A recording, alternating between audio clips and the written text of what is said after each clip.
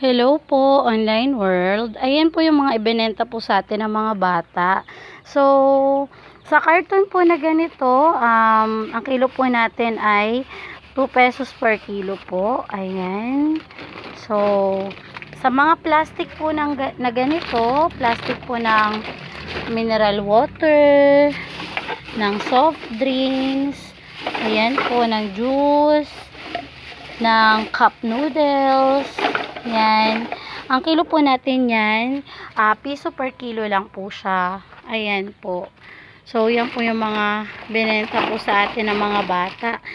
Dinala po dito sa bahay. Ayan. Ayan pa po. So, maaari po kayong magdala po dito sa bahay ng mga kalakal. Ayan. Tapos dito po sa bote po natin, ang bilihan po natin per piraso po. Yung ganitong bote po, 2 piraso po nito, piso po. Ayan. Sa malaking bote naman po, piso per piraso po. Ito pa po, yung mga ganito pong plastic, piso per kilo lang po ito. Mga disposable po. Kasama po nitong cup. Ayan.